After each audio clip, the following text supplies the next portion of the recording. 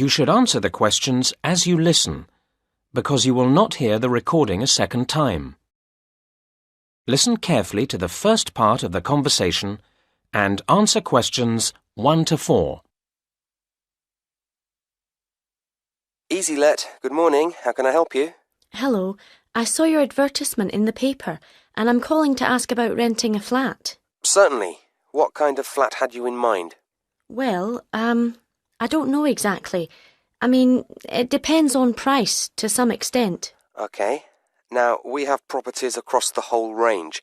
The average is probably £120 a week. Oh, I was hoping for something a little cheaper. They start at £90, that's the lowest we have usually, and they go up to £200. I could manage the lowest figure. An important question is how long you're thinking of staying in the property. We don't do short lets. I'd want a flat for 9 months, perhaps longer. That would be fine. Our contracts are for a standard 6 months, and that can be extended. Fine. I'd need to come in and see you? Yes, our office is open from 9 a.m. to 5 p.m. I'd need to come in on Saturday. Okay, then we're here between 10 a.m. and 4 p.m. We also open on Sunday mornings until 1 p.m. Saturday is fine.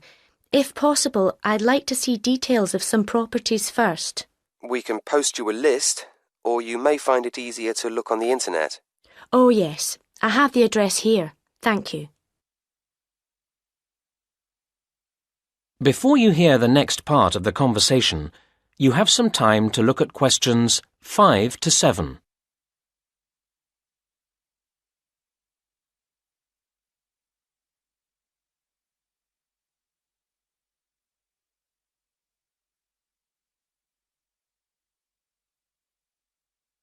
Now listen and answer questions 5 to 7. What else would you like to know? I wonder what I might need to buy for a flat. What's included in the rent? That depends on the flat to a certain extent, although some things are standard in all flats. For example, every flat has kitchen equipment provided for your use. Good. Does that also mean tableware, cups, glasses, plates? In some flats, but not all. OK. And bathroom towels, sheets and so on? I don't think any flats have those included. I can easily buy some. I don't suppose flats come with a TV? In fact, they all do, although they may not be the most modern models. Oh, that's fine. But it's different with the telephone. That's up to you to organise. These days, most people seem just to use their mobile phone. I can imagine. What extra charges would I get? Is heating extra? Yes, it is. But the water bill is part of the rent, so you don't have to pay for that. Right. I've noted all that. Before you hear the rest of the conversation, you have some time to look at questions 8 to 10.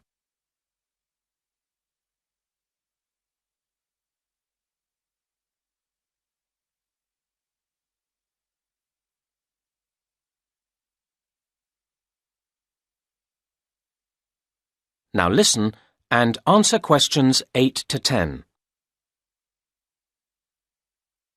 Are you looking to move into a flat soon? I hope so, yes.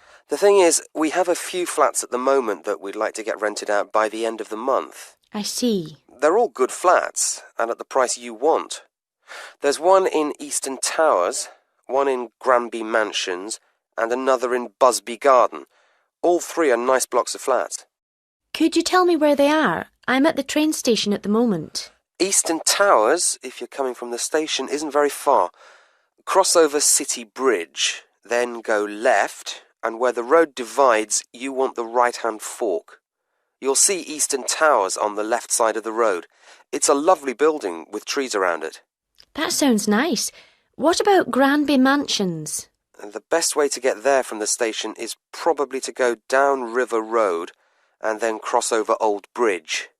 The road bends to the right round the park, and if you follow along, you'll find it there on the left side. That's a great location with lovely views of the park. Very nice. And you said there was one more? Busby Garden, yes. OK, from the station, cross over City Bridge, keep going through the first crossroads until you come to the second crossroads. Busby Garden will be facing you over to the right side. It's very convenient for the shops. Fine, thank you. Well, I'll see you on Saturday. That is the end of Section 1. You now have half a minute to check your answers.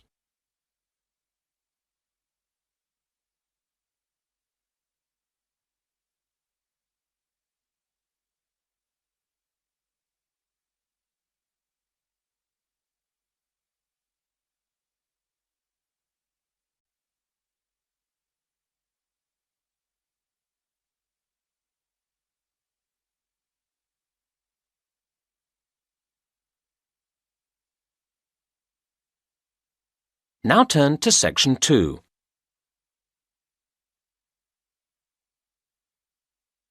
Section 2. You will hear a talk for teachers about the Hollylands Museum and Education Centre. First, you have some time to look at questions 11 and 12.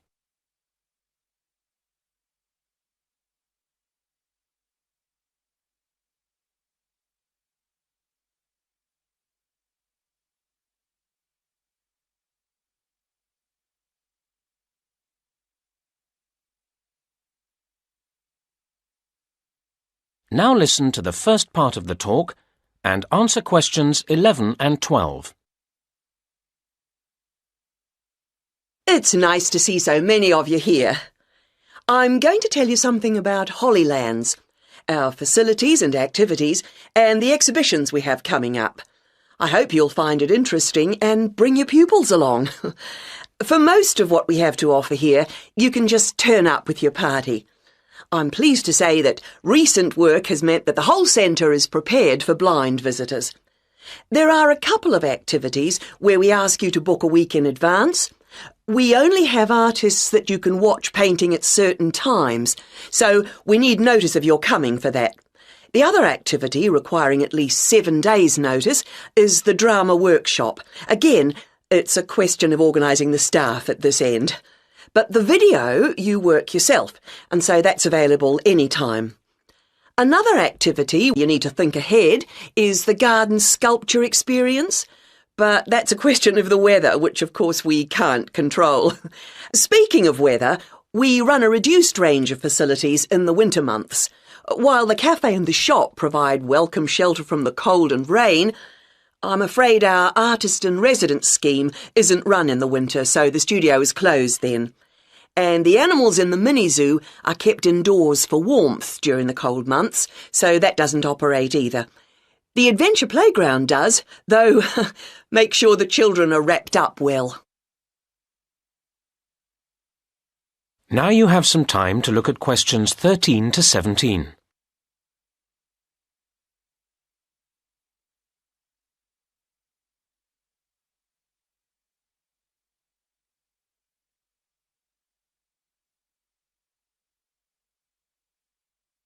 Now listen to the next part of the talk and answer questions 13 to 17.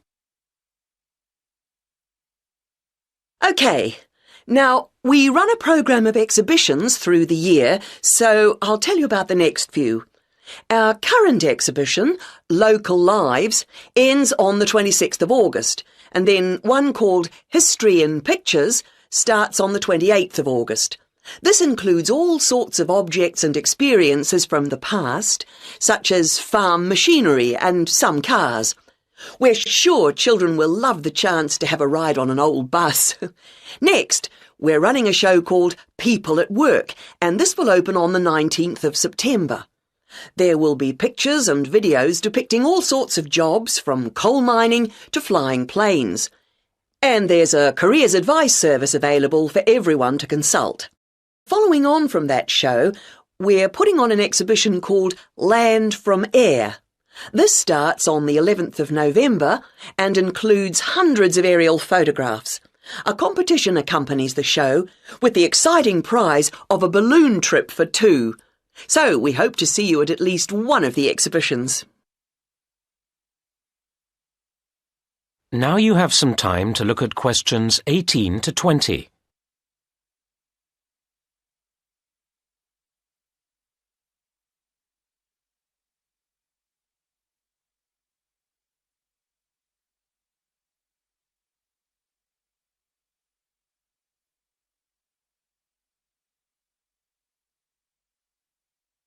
Now listen to the rest of the talk and answer questions 18 to 20.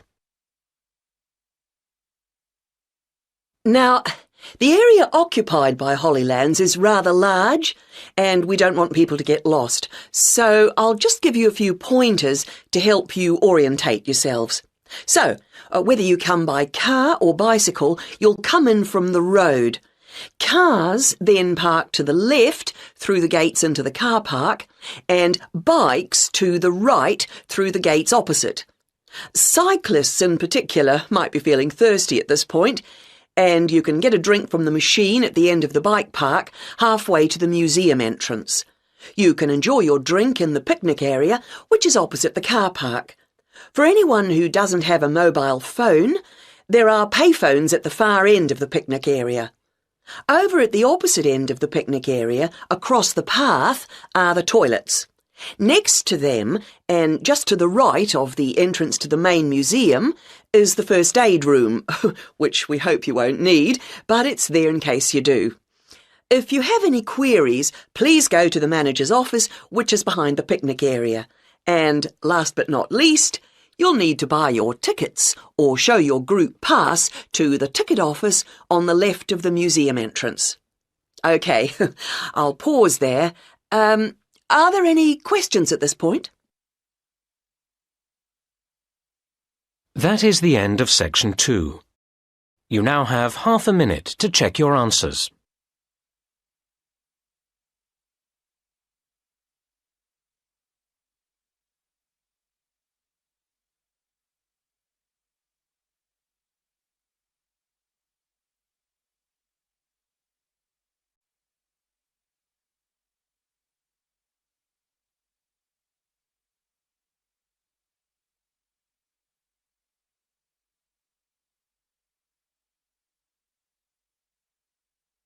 Now turn to section 3.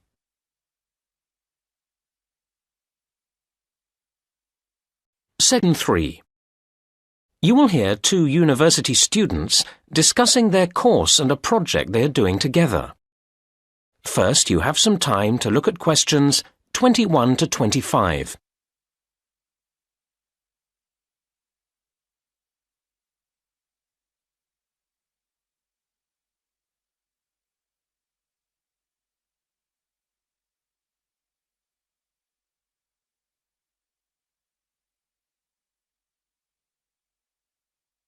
Now listen to the first part of the conversation and answer questions 21 to 25.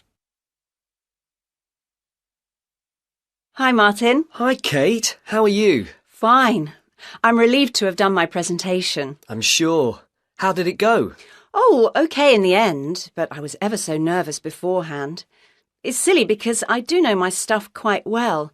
I must know those statistics inside out. But when you have to get each table of results to come up in the right order, it can make you nervous.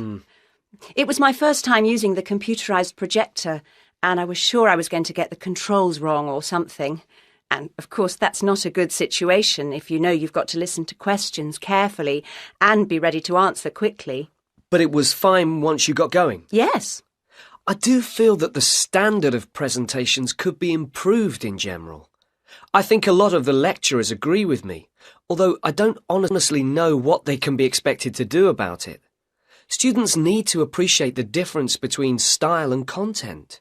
Too many presentations are just a mass of detailed content, all very worthy, without any attempt to engage people's interest. Basic things like looking at your audience's faces seem to get forgotten, and that makes it harder to concentrate on the points made about the research itself. Yes, there are quite a few improvements I'd like to see. Take tutorials, for example. I feel they're often a missed opportunity. I come out not feeling sure about what I've learnt. Week in, week out, I faithfully plough through the reading list, which is fair enough, but then the discussion doesn't seem to extract the main issues. It's frustrating. I know what you mean. Mind you, we have to take some responsibility ourselves. I actually got quite a lot from that skills workshop I went to on taking notes, and I'd like to make similar improvements in the next semester. The reading list we get has several websites each time, and I want to learn to navigate my way round them more effectively. Oh, that sounds a good idea. Mind you, it means spending more time in the library. If you can get in. You mean because it's too crowded? It isn't big enough, is it? Well, I don't know. I mean, I like to work late in the evening and it shuts before I want to finish. But I know you can access the catalogue from a laptop. Which, personally, I haven't got. Actually, the problem for me is that I like to get up early and start work straight away, and they don't start until 9. I wish they'd change that. Now you have some time to look at questions 26 to 30.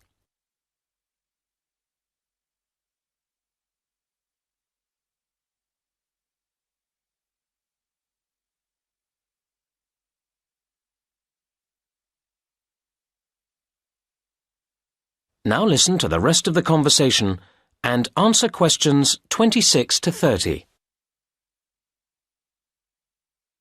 Look, we ought to start working out what to do next for our project. Yes, enough moaning. OK, the main thing is to allocate the various tasks between us, isn't it? Yes, well, we're going to need the questionnaire before we can do much else, aren't we? Do you want to handle that? I'd assumed we'd do it together. Well, you have more experience than me. Maybe you could think up the main questions, you know, a first version of the whole thing, and then I could read it through.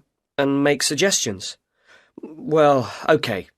My experience on projects has all been with closed groups. I don't really know how you go about selecting subjects from larger populations. Actually, it's quite straightforward. You use tables of randomised numbers. Could you show me?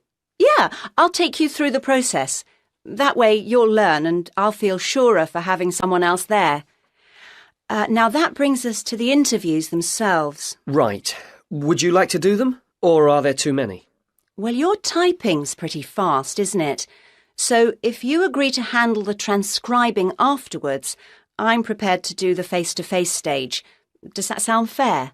It does to me. But tell me if you find it takes longer than you thought. And vice versa. And when we get the results all together, they'll need to be run through statistics programs, won't they? That's where I always feel a bit unsure about which tests are the correct ones to choose. Same here.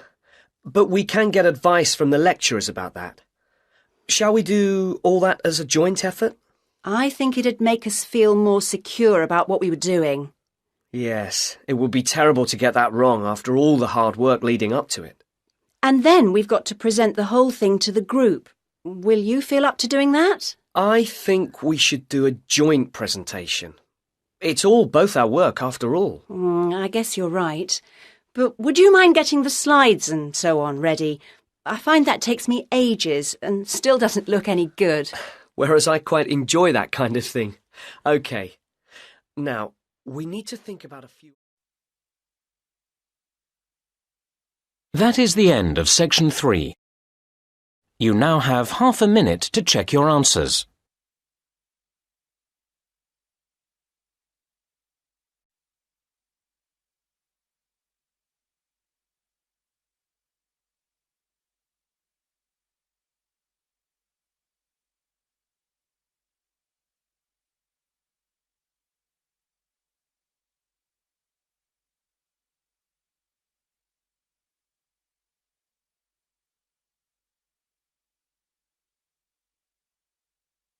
Now turn to section 4.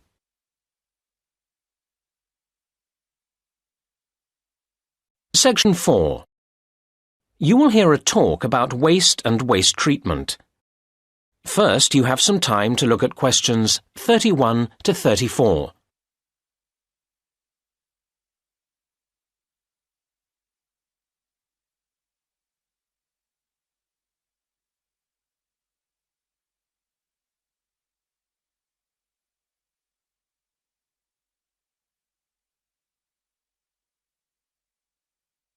Now listen to the first part of the talk and answer questions 31 to 34. Good afternoon, everybody. Today I'll be talking about the issue of waste, which has become an immense problem in today's society. We face huge challenges in terms of reducing its creation in the first place, and then, in dealing with it, when it has been created. Now, the model of nature would be our ideal, a completely cyclical system in which no excess waste is generated that can't be processed by itself. However, we humans have proved, despite our apparent intelligence and ingenuity, quite incapable of achieving this. Where did it all go wrong? We have evidence that in ancient Greece and Rome, governments operated municipal waste collection, and a huge Stone Age mound was identified some years ago in Norway as waste disposal. So we can see that people have been generating waste for a very long time indeed. However, during the Dark Ages, sophisticated municipal waste processing disappeared. The medieval answer to waste was to throw it out of the window. But this waste, apart from broken pottery and a few metal objects, was largely organic. This meant, of course, that it was quickly absorbed into the environment by the natural processes of decay. However, many concerned people, such as doctors, claimed that this created health problems, although it wasn't until science produced convincing evidence of the connection between rubbish and disease that governments began to see the importance of dealing with the problem effectively. Unfortunately, their response has remained slower than the generation of waste. It is very hard to deal with waste that won't melt into the environment, as so many of our modern consumer goods won't. And that's why the invention of plastic has caused the worst headache for the environment. It's more than nature can deal with. Now you have some time to look at questions 35 to 37.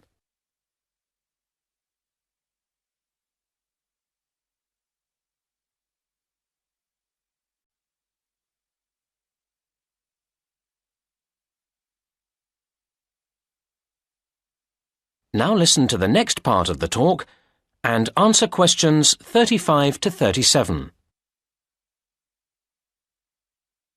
In order to address the root of the problem of waste, we need to think about what has made the quantity of waste accelerate in growth. I'd identify three main reasons. As many countries became industrialized, we saw the advent of mass manufacturing. This has been enormously damaging, as it has greatly increased the amount of things on the planet's surface which don't go away by themselves. Closely related to this is packaging, necessary for transporting things around the world, but then extremely difficult to get rid of properly. And a third aspect to the problem has been disposable goods. We have become accustomed to so many things being to use and then discard that we find it hard to imagine life without them. And yet we spare little thought for where they go when we do discard them. Now you have some time to look at questions 38 to 40.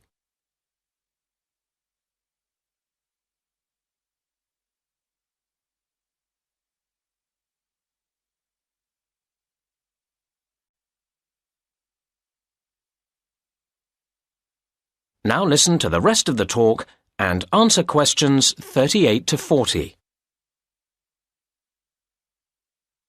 Right now, let's move on from where all this waste comes from to what is done with it all now it's here. Different countries deal with waste differently. Of course, each country also changes what it does, so the figures for waste treatment I've got here are likely to change in the future. Let's look at municipal solid waste, or MSW.